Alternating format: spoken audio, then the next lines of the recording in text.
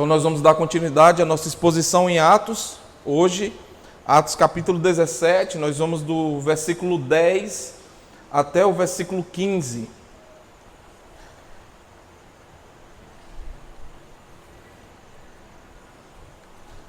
Sentado mesmo como você está, nós vamos ler o texto e em seguida pedir ao Senhor que fale aos nossos corações por meio da sua palavra mais uma vez.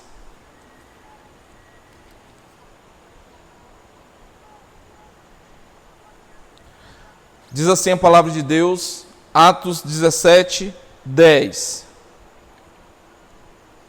Logo que anoiteceu, os irmãos enviaram Paulo e Silas para Bereia. Chegando ali, eles foram à sinagoga judaica. Os bereanos eram mais nobres do que os tessalônicos, pois receberam a mensagem com grande interesse, examinando todos os dias as Escrituras, para ver se tudo era assim mesmo. E creram muitos dentre os judeus, bem como dentre os gregos, um bom número de mulheres de elevada posição e não poucos homens. Quando os judeus de Tessalônica ficaram sabendo que Paulo estava pregando a palavra de Deus em Bereia, dirigiram-se também para lá, agitando e alvoroçando as multidões. Imediatamente os irmãos enviaram Paulo para o litoral, mas Silas e Timóteo permaneceram em Bereia. Os homens que foram com Paulo o levaram até Atenas, partindo depois com instruções para Silas e Timóteo se juntarem a ele, tão logo que fosse possível. Vamos orar, meus irmãos, mais uma vez. Pai, nós te louvamos pelo privilégio, Deus, que é para nós abrir a tua palavra e podermos ouvir tua voz por meio dela. E o nosso pedido humilde, Deus, é que o Senhor fale aos nossos corações mais uma vez, por meio da tua palavra, Deus. Pedimos que o Senhor desvende os nossos olhos, o nosso entendimento, que os nossos ouvidos estejam bem atentos para ouvir a tua voz nessa noite. Peço que o Senhor tire de nós qualquer distração que tenha o intuito de tirar a nossa atenção, de ouvir tua voz nessa noite. E como nós lemos, ó Deus, lá no início do nosso culto, que o Senhor mesmo, por meio da tua palavra, da ação do teu Espírito em nós, Deus, nos produza um senso muito urgente de praticarmos aquilo que ouvimos, Deus. Não nos permita sermos nessa noite e durante nossa vida, nossa caminhada cristã, tão somente ouvintes da tua palavra, mas praticantes. Então, Deus, fala conosco mais uma vez nessa noite. Fala apesar de mim, Deus, que para a glória do teu próprio nome, eu possa falar, ó Deus, aquilo, o teu recado nessa noite para a tua igreja, e os meus irmãos possam também ouvir por fé, e todos juntos, ó Deus, todos nós, possamos ser abençoados por meio dela. E nós oramos gratos em nome de Jesus, o nosso Salvador. Amém. Amém. Nós estamos voltando então para a nossa série aqui em Atos, meus queridos. Eu queria trazer à nossa memória um pouco do que nós vimos na nossa última exposição, que foi feita pelo Gustavo, algumas semanas atrás, antes da pausa que nós fizemos. Paulo está na sua segunda viagem missionária e ele está atravessando cidades, como é comum nesse processo das viagens missionárias dele, enfrentando muita oposição durante esse período, né, de evangelização. Ele está suportando ameaças das mais diversas, contra a sua própria vida e também para com aqueles, né, que estão andando com ele. Mas o que nós vemos é que, apesar de toda essa oposição, de toda essa tentativa de calar Paulo, aquilo que Jesus falou lá em Atos 1, versículo 8, de que o evangelho alcançaria, né, pessoas, começando em Jerusalém e indo até os confins da terra, aquilo está acontecendo, o evangelho está se expandindo, o reino de Deus está avançando e Paulo tem cumprido essa missão dada por Deus de ser um missionário, né, da sua palavra, levando a sua palavra até os lugares mais longínquos, né? E aí quando ele chega na Macedônia, ele foi fazer o que ele sempre fez, o que era costume dele. Ele entra na sinagoga, ele prega Cristo a partir das Escrituras, Na última mensagem que o Gustavo pregou, nessa última cidade chamada Tessalônica, a pregação do Evangelho ela gerou muita discórdia, gerou muitos problemas ali para ele, muitas desavenças, né, de cunho religioso, mas também, irmãos, gerou muito tumulto, né, muita reação política ali naquelas pessoas. A pregação se tornou um assunto de tribunal, inclusive, se você está lembrado. Se não, depois você volta aí nos 9 primeiros versículos do capítulo 17, que foi o texto que imediatamente nos antecede. E então, aquelas pessoas, aqueles líderes, né, eles se enfureceram contra Paulo, e a cidade entrou numa confusão tremenda ali. E a confusão, irmãos, foi tão grande que os irmãos precisaram enviar Paulo. Ele foi embora durante a noite, foi tirado dali durante a noite. E ele foi então para Bereia, que é esse lugar onde nós nos encontramos a partir dessa sessão que a gente vai estudar hoje. Se alguém estivesse acompanhando, irmãos, essa história, talvez pensasse: vai acontecer tudo de novo agora, quando ele chegar em Bereia. Vai ter de novo pessoas perseguindo eles. E a gente vê que um pouco disso acontece, mas no início desse trecho, né, desse trecho que nós vamos ver hoje, acontece totalmente diferente. Eles chegam na cidade, como de costume, ele vai procurar uma sinagoga. Lá Paulo prega. E então o autor de Lucas, o autor de Atos, que é Lucas, registra, irmãos, que os bereanos eram mais nobres do que os tessalônicos. É isso que está aí a partir do versículo 10. E por que eles eram mais nobres do que os tessalônicos? Porque eles receberam, irmãos, a palavra com muita avidez, com um desejo muito grande no coração. Mas não só receberam, eles examinavam diariamente as Escrituras para ver se aquilo que estava sendo pregado estava realmente contido na palavra de Deus. Nós vimos um pouco disso hoje em nosso EBD, com a importância de nós colocarmos a palavra sendo essa figura central do culto ao Senhor. Agora veja, irmãos, nós temos o mesmo Evangelho, nós temos o mesmo pregador, nós temos o mesmo Cristo que é pregado, mas duas reações completamente diferentes. Duas reações completamente diferentes de um povo para o outro. Em um lugar, irmãos, a palavra gera confusão, gera violência. No outro lugar, a mesma palavra ela gera um exame, uma busca por uma fé genuína, né, por conhecer a Escritura. Mas, irmãos, estava bom demais para ser verdade. Estava bom demais para ser verdade, porque a oposição, ela não se cansa.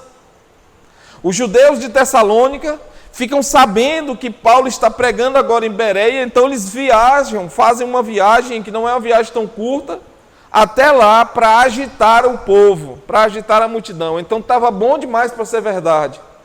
E mais uma vez, Paulo precisa sair às pressas, e dessa vez ele é enviado para o litoral, mas ele deixa ali em Bereia Silas e Timóteo. Acredito, irmãos, que com tantas mensagens mostrando esse ambiente de hostilidade, esteja ficando claro para nós, para mim, para você, que o Evangelho, irmãos, ele não é uma mensagem neutra. Não era e continua não sendo. Aquela mensagem não só mexia, mas mexe com as estruturas das pessoas até hoje. Ela confronta as pessoas até hoje, quando ela é pregada genuinamente. Mas, meus irmãos, essa realidade não é apenas lá naquele primeiro século. Se a gente pensa, irmãos, na nossa história, a história humana, ela é marcada por momentos em que o povo não sabe distinguir verdade de mentira. Em vários momentos da história, irmãos, isso pode ser visto. Por exemplo, lá no período da Reforma, vai aparecer uma mensagem, uma foto para você aí. Havia cerimônia, mas não havia escritura. O povo vivia uma tradição, mas não tinha clareza do Evangelho. Em outras palavras, irmãos, existia religião, mas não tinha Bíblia aberta. E então Deus levanta um homem chamado Lutero. Mas não só Lutero, outros reformadores também. E algo revolucionário acontece. O povo volta a ter acesso ao texto sagrado. A palavra é lida na sua própria língua. O povo começa a examinar as Escrituras. E então o povo começa a perceber E que isso que está sendo vendido como salvação não está nas Escrituras. A reforma foi, irmãos, em muitos sentidos, uma guerra de autoridade. Quem tem a palavra final? A instituição, a tradição, o poder ou a Escritura, a palavra de Deus? Um outro aspecto, meus irmãos, nós podemos mencionar o que está acontecendo em nosso país também hoje. O país vive um tempo de muita tensão. Eu acredito que você esteja acompanhando e percebendo isso. Um tempo em que o campo político e esse campo jurídico se tornam um palco de disputas ferozes. Decisões, julgamentos, discussões, interpretações da lei. E isso tem afetado, irmãos, famílias. Isso tem afetado igrejas, amizades, comunidades inteiras têm sido afetadas por isso. Cada grupo tem uma versão, cada lado tem sua verdade, cada bolha, tem os seus profetas, cada rede social tem seu tribunal. E nesse ambiente, irmãos, de hostilidade, via de regra, as pessoas elas param de pensar e só ficam repetindo o que ouvem. Poucos são aqueles que examinam ou buscam saber a verdade de verdade. Mas nós, irmãos, como igreja, nós precisamos nos perguntar como o povo de Deus deve viver quando o mundo está em confusão. Atos 17, irmãos, ele nos responde um pouco disso, ou nos responde isso. Porque Lucas nos mostra, irmãos, um povo que em meio a um contexto de agitação, de perseguição e crise, uma crise profunda ali, foi considerado um povo nobre. Mas nobre, irmãos, não porque eram mais fortes, nem porque eram mais ricos, nem porque eram mais influentes, mas por fazer o que tinha que ser feito, irmãos. Eles ouviam a palavra, eles examinavam as Escrituras diariamente. Eles ouviam a palavra, examinavam as Escrituras. Eles não foram guiados por boatos. Eles não foram guiados por uma pressão social de faça isso ou faça aquilo, isso é o certo ou aquilo é o certo. Eles não foram guiados, irmãos, por histeria coletiva. Eles foram guiados pela palavra de Deus. Meus irmãos, acredite, é isso que nós precisamos recuperar. Foi isso que eu falei um pouco hoje de manhã aqui, no nosso tempo de EBD. Nós precisamos recuperar isso, irmãos. A igreja não pode ser arrastada pela multidão. A igreja não é um lugar, irmãos, para narrativas. A igreja precisa ser governada, meus irmãos, pela Escritura. Pense comigo, meus irmãos. Quando você ouve uma mensagem aqui, como a que você está ouvindo hoje à noite, o que é que você faz com o que você ouve? O que é que você faz com a mensagem que você ouve aqui, domingo após domingo? Você logo se esquece? Como nós vimos agora há pouco no texto de Tiago, você logo rejeita, diz eu não quero isso para mim. Ou você confronta ela com a palavra aberta. Irmãos, por isso que a gente grava todo domingo aqui para disponibilizar ela para você ter a oportunidade na semana de ir lá ouvir, abrir a palavra de novo e ouvindo, ali você pausa, ali você vai no texto, você rabisca, você escreve de lado, você tem de repente uma oportunidade que você não tem quando está aqui no culto. Então, irmãos, aproveite essa oportunidade que você tem quando você recebe o áudio ali. Ouve o áudio, irmãos. Divulga o áudio, mas principalmente ouve o áudio. Ontem o Gustavo, ele disponibilizou 3 áudios. A mensagem de 15 dias atrás, a EBD de domingo passado e o culto da noite. De ontem para cá eu já ouvi as 3. Então, meu irmão, ouve, pausa, examina a Escritura, vê se está batendo o que eu estou falando com o que está escrito. Não seja apenas um ouvinte. A nossa grande ideia de hoje à noite está aí no seu boletim, meus queridos.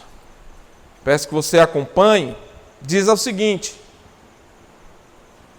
Deus forma uma igreja nobre, quando ela recebe a palavra com disposição, examina as Escrituras com fidelidade e permanece firme mesmo diante da oposição. Então Deus forma uma igreja nobre quando ele recebe a palavra com disposição, quando essa igreja recebe a palavra com disposição, quando essa igreja examina as Escrituras com fidelidade e quando essa igreja permanece firme mesmo diante da oposição. Hoje eu dividi o nosso trecho apenas em dois pedaços, em dois subtítulos. O primeiro deles é a experiência pessoal com a Bíblia. A experiência pessoal com a Bíblia. Vamos reler novamente os versos de 10 a 12. Logo que amanheceu, os irmãos enviaram Paulo e Silas para Bereia. Chegando ali, eles foram à sinagoga judaica. Os bereanos eram mais nobres do que os tessalônicos, pois receberam a mensagem com grande interesse, examinando todos os dias as Escrituras, para ver se tudo era assim mesmo. E creram muitos dentre os judeus, bem como dentre os gregos, um bom número de mulheres de elevada posição e não poucos homens. Você vai à Bíblia? Você vai à Bíblia? É a primeira pergunta que eu queria fazer para você. O texto começa assim: assim que anoiteceu, versículo 10, os irmãos enviaram Paulo e Silas para Bereia. Ao chegarem ali, o que eles fazem? Foram à sinagoga judaica.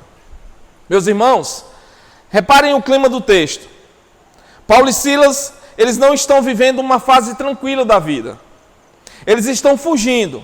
Eles foram expulsos de Tessalônica. Eles tiveram que sair fugidos na madrugada. Foram perseguidos. Saíram assim que anoiteceu, é o que o texto diz. Isso não foi, irmãos, um passeio missionário. Eles não estavam uma viagem a passeio, não era férias. Foi uma retirada, irmãos, estratégica, necessária.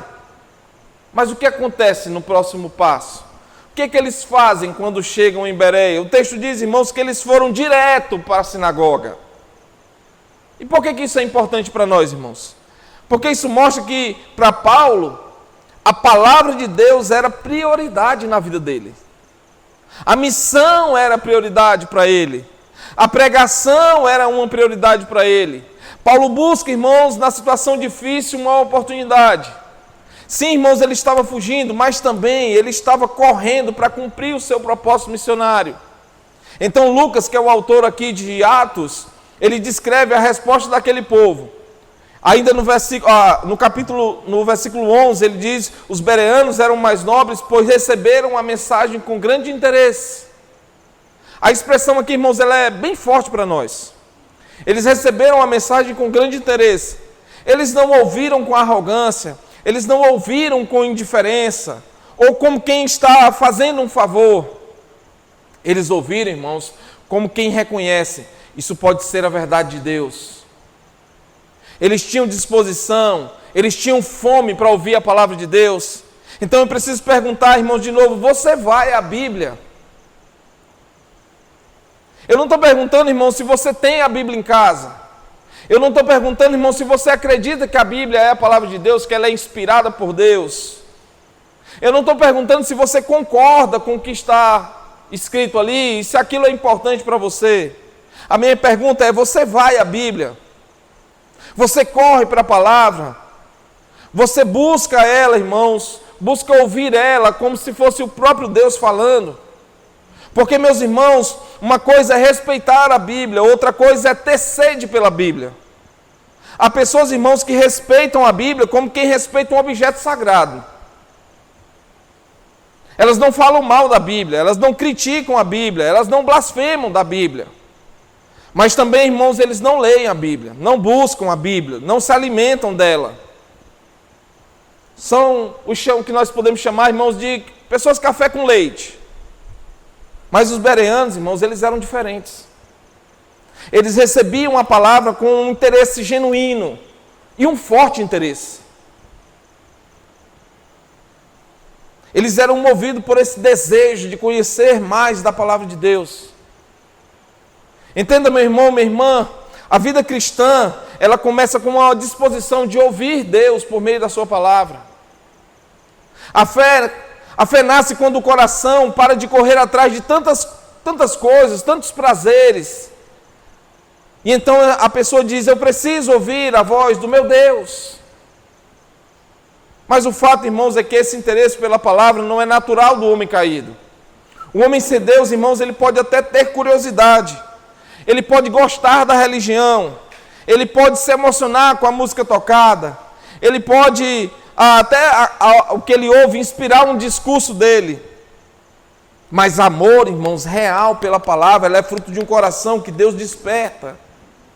Se alguém ama a Deus, ama também a voz de Deus. E a voz de Deus para nós é a sua palavra. O desejo por Deus, irmãos, é também e automaticamente um desejo pela palavra de Deus. Então não tem como você dizer que ama a Deus se você não ama a palavra de Deus. Se você quer ter Deus na sua vida, mas você não quer ter a palavra de Deus na sua vida.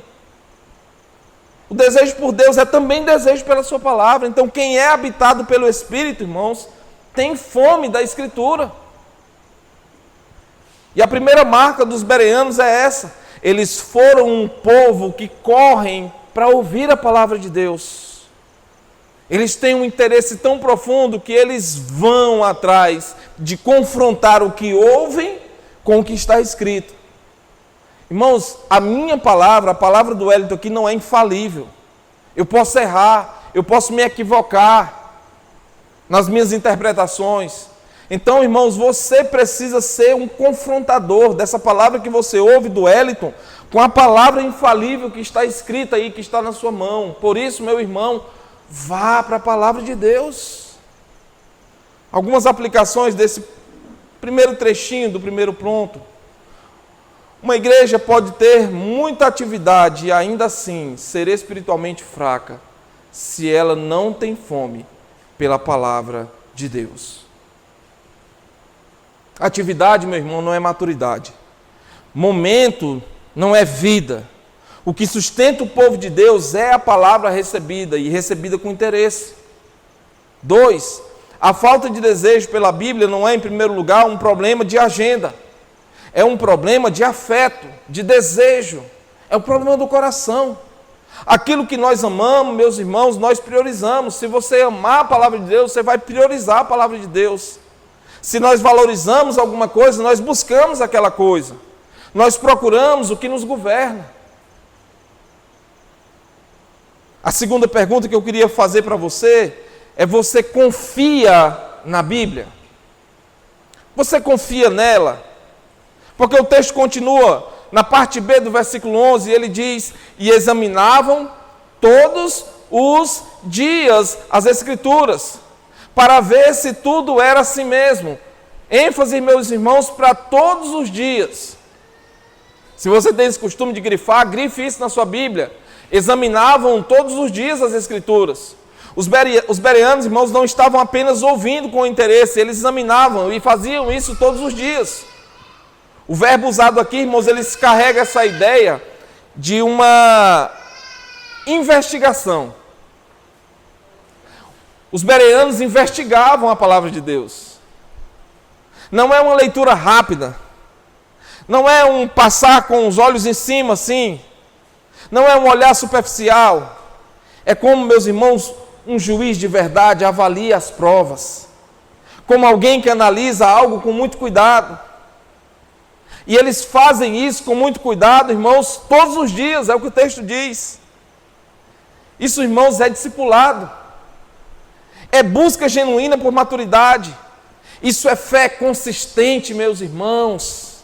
Eles ouviram Paulo e ouviam Paulo pregar naqueles dias que Paulo estava ali. Mas eles não tratavam Paulo como uma autoridade final. Eles tratavam a Escritura como uma autoridade final.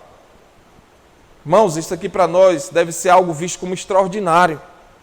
Porque pensem, Paulo era apóstolo, Paulo era um instrumento de milagres, Paulo era o maior missionário da igreja primitiva, Paulo tinha autoridade diante daquele povo, mas os bereanos não disseram: se Paulo falou, está resolvido. Não, meus irmãos.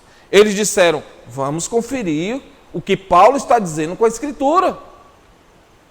Isso significa, irmãos, que a fé deles não era baseada na personalidade do pregador, mas no texto sagrado. E aqui nós temos uma lição, irmãos, bem importante para nós. O cristianismo verdadeiro não é baseado em carisma, ele é baseado em Escritura. Hoje nós vemos pessoas, irmãos, que seguem pregadores como se fossem celebridades. Eles compartilham frases, cortes ali de vídeos dessas pessoas, eles repetem até os bordões que essas pessoas fazem. Mas infelizmente, irmãos, muitos deles nem se preocupam em saber se aquilo que aquela pessoa está dizendo está na Bíblia. Me lembro de aquelas propagandas políticas, os candidatos que fazem aqueles vídeos, né, de propagandas no tempo eleitoral. Eu me lembro lá em Floriano, um candidato a vereador dizendo assim como está escrito na Bíblia, faça por ti que eu te ajudarei. Irmãos, o resultado, irmãos, é que o povo de Deus se torna vulnerável se não mergulha no estudo da palavra de Deus, manipulável, uma teologia fraca. Porque quando a Bíblia, irmãos, não é o filtro, qualquer coisa, qualquer mentira pode parecer verdade. Os bereanos não eram assim. Eles tinham uma convicção firme. A Escritura é o tribunal da verdade. Se a Escritura confirma, nós cremos. Se a Escritura não confirma, nós rejeitamos. Essa só não parecia ser, irmãos, como era a essência da fé e deve continuar sendo a essência da fé. Esse é o espírito do sola Escritura. E o que a reforma recuperou, irmãos, examinar a Escritura não é falta de fé, é provar a sua fé. É muito comum, irmãos, alguém dizer: eu não posso questionar nada, ou eu não creio. Mas esse texto, irmãos, está dizendo que o povo mais nobre foi o povo que examinou a Escritura. Porque existe, meus queridos, uma diferença entre questionar por incredulidade e examinar por amor à verdade. O bereano examina não porque ele queria refutar Paulo, mas porque ele queria confirmar na palavra o que Paulo estava dizendo. Isso é um indicativo de maturidade daquele povo. E quando Lucas diz que eles examinavam diariamente, está dizendo, irmãos, que eles fizeram da Escritura uma prática constante. Eles não pegavam na Escritura de domingo em domingo, de EBD em EBD, de culto à noite em culto à noite. Não, irmãos, não era uma fé domingueira, não era uma fé ocasional, daquele tipo, depende do culto, depende de quem for o pregador. Era uma fé, irmãos, que vive a palavra. Era um amor profundo pela Escritura. E eu preciso perguntar para você de novo, irmãos, você ama a palavra de Deus? Algumas aplicações desse segundo pontinho aqui, ou subponto do primeiro ponto, toda pregação, toda ela, meu irmão, inclusive essa de hoje, ela precisa ser testada pela palavra. Porque até pregadores sinceros podem errar, mas a palavra de Deus não erra.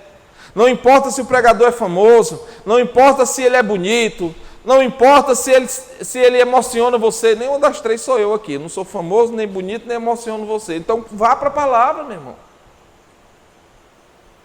Porque o que deve nortear o nosso coração está escrito.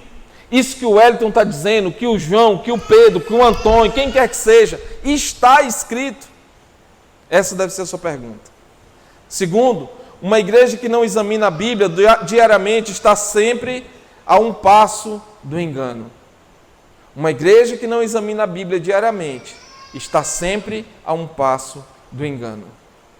A igreja não cai, irmãos, de uma vez. Ela cai aos poucos.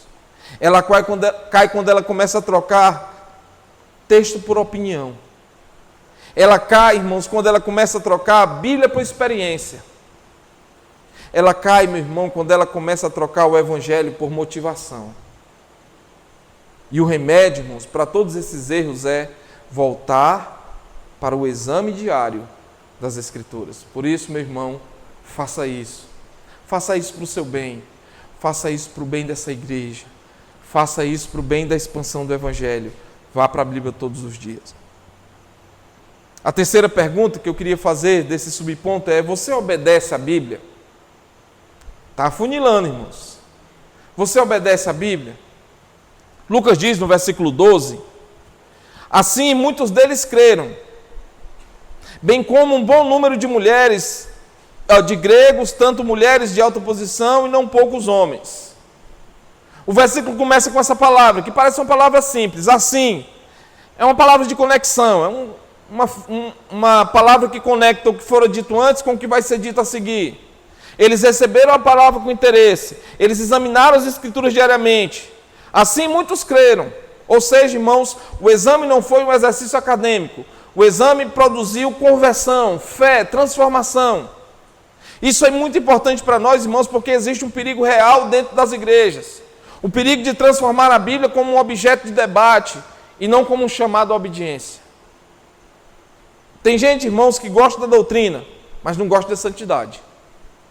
Tem gente que é muito conhecedor da Escritura, tem aquilo como informação, mas não tem aquilo como vida. Tem aquilo como fé, mas não tem como vida. Gosta do conhecimento, mas não gosta de submissão. Gosta de discutir teologia, mas não gosta de se arrepender. Mas os bereanos, de novo, meus irmãos, não eram assim. O exame daqueles irmãos levou eles à fé. A fé, irmãos, no livro de Atos não é apenas uma concordância no sentido intelectual. A fé significa rendição a Cristo. Fé é conversão. Fé é entrega. Eles não apenas disseram faz sentido. Eles disseram é verdade e nós nos rendemos. Isso nos mostra, meus irmãos, que o Evangelho alcançou diferentes tipos de pessoas. O versículo diz: judeus creram, gregos creram, mulheres creram, homens creram. Ou seja, meus irmãos, o Evangelho não é uma mensagem limitada a um grupo específico. Ele rompe barreiras culturais, ele atravessa classes sociais, ele entra onde ninguém espera. E mais sério que isso, irmãos, a palavra não foi dada para ser admirada. A palavra não nos foi dada, irmãos, para ser apenas alvo de dizermos assim, nossa, como ela é bonita. Não, a palavra foi nos dada para ser obedecida. Quando a Escritura é examinada com sinceridade, irmãos, ela sempre conduz a Cristo. Se você perceber nas nossas mensagens aqui, nós sempre, no final, direcionamos o que lemos para Cristo. A Escritura sempre aponta para o Messias. A Escritura sempre confronta o nosso pecado. A Escritura sempre chama a gente ao arrependimento. E a Escritura nos conduz à fé. O resultado inevitável, irmãos, precisa ser a obediência. Sendo assim, eu vou perguntar de novo: você obedece à Bíblia? Porque o teste final, irmãos, não é se você lê ela. Não é se você conhece a Bíblia. Não é se você gosta da Bíblia. O teste final é: você se submete a ela? O bereano, irmãos, não era apenas um pesquisador, ele era um convertido. E aqui eu preciso dizer mais uma vez, irmãos, não adianta ter a Bíblia aberta em casa, mas o coração fechado. Em muitos lares você chega, a Bíblia está lá aberta, no Salmo 91. Mas ninguém lê. O mais perto que alguém passa lá é com um espanador tirando a poeira. Ler, mas não mudar. Ouvir, mas não obedecer. Conhecer, mas não se render a ela. Os bereanos, irmãos, nos ensinam que a Escritura só é verdadeiramente examinada quando ela nos leva a uma decisão, a uma resposta. Algumas aplicações desse terceiro subponto aqui é: conhecimento bíblico sem obediência bíblica produz orgulho, não santidade. A Bíblia não foi dada para encher a mente apenas, mas para dobrar o coração. Segundo, se a palavra que você ouve não está produzindo arrependimento e fé prática, você está ouvindo de maneira errada. Porque quando a palavra entra com poder, irmãos, ela sempre gera fruto, fé, arrependimento, transformação, mudança de vida. Então, até aqui, meus irmãos, o texto nos mostrou que a nobreza dos bereanos aparece de 3 marcas. Eles foram à palavra de Deus, eles iam à palavra de Deus, eles caminhavam em direção a ela, eles confiavam na Escritura como autoridade, eles obedeceram crendo em Cristo. Isso é experiência pessoal com a Bíblia. Mas agora, para o nosso segundo momento, o texto vai avançar e vai mostrar que essa postura precisa estar em todas as circunstâncias. O nosso segundo ponto é: use a Bíblia corretamente. Versículos de 13 a 15, quero ler novamente com você.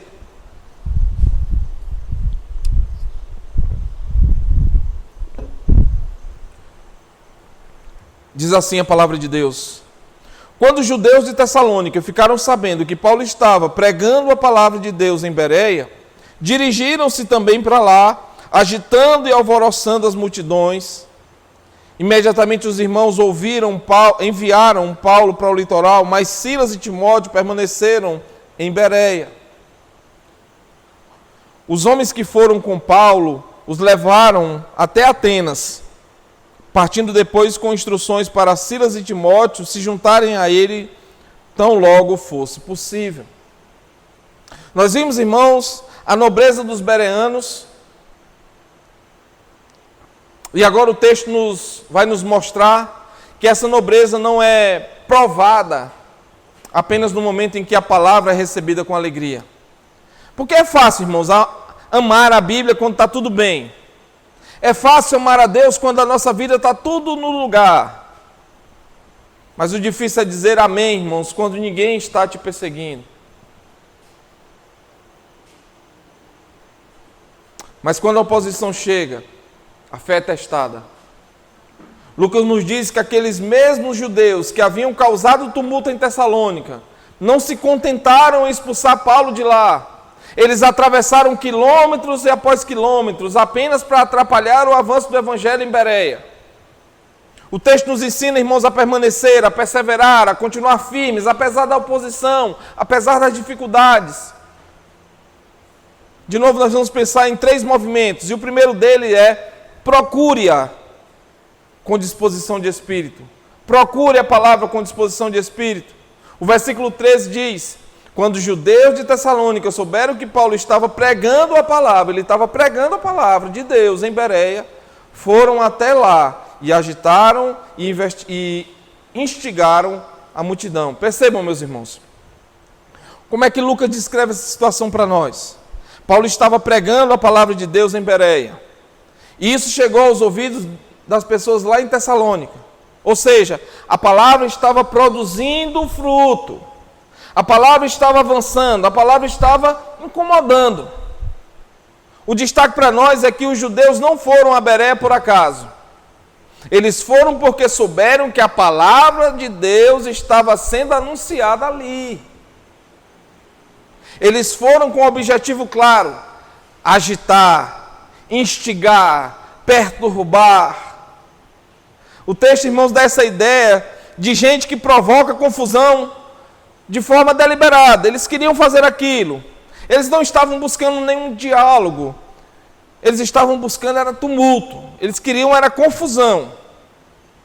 Estavam interessados em impedir que a verdade fosse ouvida. Mas veja, meus irmãos, quando a palavra de Deus começa a ser recebida com seriedade, com sinceridade, a oposição, ela sempre vai aparecer. Ela aparece de forma de perseguição, às vezes ela aparece em forma de zombaria, às vezes ela aparece em forma de pressão social, de calúnia, de distração, mas ela aparece. E por isso, irmãos, o primeiro chamado do texto é: procure a Bíblia com disposição de espírito. Em outras palavras, não deixe que as circunstâncias te afastem da palavra. Não deixe que as circunstâncias te afastem da palavra de Deus, meu irmão. Os inimigos estavam dispostos a viajar quilômetros para impedir que a palavra de Deus fosse pregada. E muitos crentes hoje, irmãos, não estão dispostos a investir alguns minutos para ler a Bíblia com atenção. O mundo luta contra a Escritura. Satanás odeia a Escritura. O pecado dentro de nós, irmãos, resiste à Escritura. Então, procurar a Bíblia exige disposição, exige decisão, exige perseverança. Por isso, persevere, meu irmão. Essa é uma palavra para mim, essa é uma palavra para você, porque o mundo tenta nos pressionar, sua agenda tenta lhe pressionar, as questões familiares tentam lhe pressionar, seu tempo no trabalho, suas preocupações tentam lhe pressionar. Mas, meu irmão, acredite, o que eu e você precisamos, Deus já deixou escrito na sua palavra para vencer qualquer um desses problemas. Duas aplicações para nós. Se você só busca a Bíblia quando está em paz, então você não busca a Bíblia, você usa a Bíblia. O crente maduro não se aproxima da palavra apenas para resolver crises. Ele se aproxima porque sabe que ali está a voz do Senhor. 2. O diabo não precisa tirar sua Bíblia de você, basta ele tirar sua disposição. Ele tira sua fome com entretenimento. Ele tira sua atenção com ansiedade. Ele tira sua perseverança com desânimo. Ele tira seu foco com ocupação. E quando você percebe, a Bíblia continua na estante, mas Deus já não está mais sendo ouvido. Segundo, meus irmãos, segundo subponto desse ponto é: creia nela com honestidade de coração. Versículo 14: imediatamente os irmãos enviaram Paulo para o litoral, mas Silas e Timóteo ficaram lá em Bereia. A primeira palavra que eu queria chamar a sua atenção aí é imediatamente. Ou seja, a igreja não brincou com o perigo. A igreja não foi ingênua. Eles entenderam que havia um risco ali, um risco de vida para Paulo. Então eles tomaram a decisão de enviar Paulo para o litoral. E enquanto Paulo sai, Silas e Timóteo permanecem. O trabalho não para. O evangelho não fica dependendo de um homem. A igreja não era, irmãos, a igreja de Paulo. A igreja é uma igreja centrada na palavra. Eu fiquei feliz demais quando eu viajei. E tudo aqui ocorreu bem, até melhor, porque estava lotada a igreja. Nunca mais a igreja lotou depois que eu voltei. Vocês já perceberam isso? Eu digo que o problema só pode ser eu, porque não é possível. O conceito de soberania de Deus, irmãos, e responsabilidade do homem fica evidente naquela igreja, quando eles tiram Paulo de cena. A Bíblia nos ensina fé, mas a Bíblia também nos ensina prudência ao mesmo tempo. Eles creram que a palavra é preciosa, era e é preciosa, e por isso protegeram o mensageiro, protegeram a obra, protegeram a igreja. Infelizmente, meus irmãos, muitas pessoas dizem que creem na Bíblia, mas quando a pressão vem, eles caem fora, eles se dobram àquela pressão. Dizem que creem, mas negociam sua fé. Dizem que creem, mas se calam. Parece que Deus tem um bocado de agente secreto por aí. Já contei para os irmãos que me deparei com situações do tipo: você está conversando com alguém, e aí você está chegando para falar com alguém, você cumprimenta aquela pessoa, dando graça e paz, meu irmão, como é que você está? E uma terceira pessoa está do lado e diz assim: oxe, mas tu é crente? A pessoa trabalha com outra ali, mas a pessoa não sabe que ele é cristão.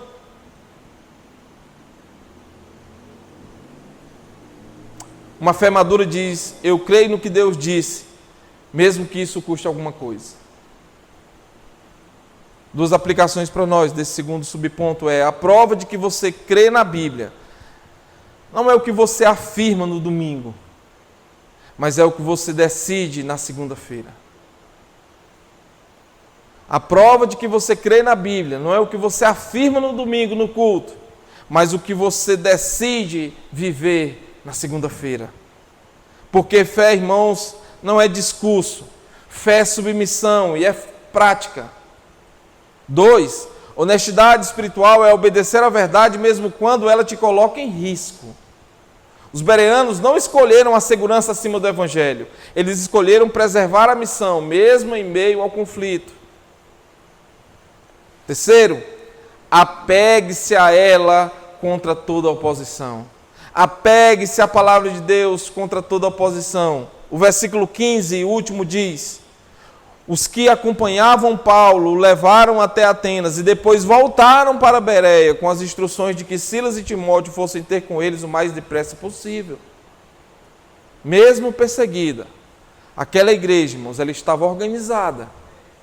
Eles não entraram em desespero, eles não se dispersaram, eles não abandonaram a fé deles. Eles protegeram Paulo, acompanharam Paulo, levaram Paulo até Atenas, mas depois voltaram com a mensagem. 3 práticas muito importantes para nós, irmãos, é maturidade, firmeza e comunhão. Maturidade, firmeza e comunhão. Isso significa que o evangelho não depende de um lugar. O evangelho não depende de uma cidade. O evangelho não depende, irmãos, de uma circunstância favorável. O evangelho é como um fogo, meus irmãos. Tente apagar em um lugar e ele se espalha para o outro. Os inimigos tentam parar a pregação em Tessalônica, mas não conseguiram. Tentaram parar em Bereia, também não conseguiram. Agora Paulo vai para Atenas e Deus vai abrir uma nova frente lá em Atenas. Creiamos, irmãos, a palavra de Deus não pode ser aprisionada. Por isso precisamos todos os dias apegar-nos à Bíblia contra toda oposição. Porque o que mantém uma igreja firme, irmãos, é a convicção dela na palavra. E convicção bíblica só existe quando a palavra está enraizada no coração do crente. Isso ainda é válido para nós hoje, meus irmãos? Sim, claro. Ser cristão fiel ainda custa? Sim, claro. Não necessariamente prisão, ou pelo menos ainda não, em nosso país. Eu orava com o Elton Júnior ali há pouco, falei sobre isso. Mas um custo social? Sim. Mas um custo cultural? Sim. Mas um custo emocional? Sim. A cultura vai dizer para nós: adapte-se, mude um pouco, não seja tão rígido. E a tentação da igreja será negociar. Mas Deus está dizendo: apegue-se à minha palavra, ame, busque ela todos os dias. Apegue-se, irmãos, à verdade mesmo quando for impopular. Apegue-se à Escritura mesmo quando for ofensiva aos olhos do mundo. Apegue-se ao Evangelho ainda que pareça loucura para a cultura do mundo atual. Algumas aplicações para nós desse ponto é: a oposição não é sinal de que Deus abandonou a obra. Muitas vezes é sinal de que Deus está avançando com a obra. Quando o Evangelho começa a transformar vidas, ele começa a incomodar as estruturas. 2, uma igreja firme não é a que nunca enfrenta perseguição, mas é a que não abandona a palavra quando a perseguição chega. O texto, irmãos, não promete facilidade, mas ele mostra que nós devemos perseverar. Os bereanos, irmãos, perseveraram. Eles permaneceram firmes, eles protegeram a obra. Por isso, usar a Bíblia corretamente é buscá-la com disposição, é crer nela com honestidade, é apegar-se a ela mesmo sob pressão.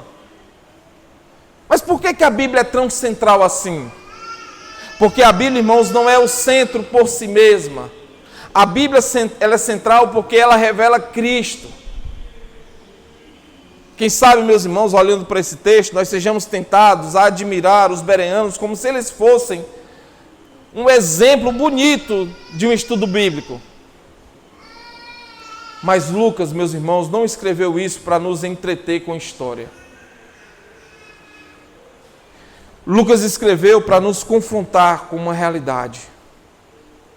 Porque o que está em jogo aqui, irmãos, é vida, é salvação, é um povo que está sendo moldado por Deus.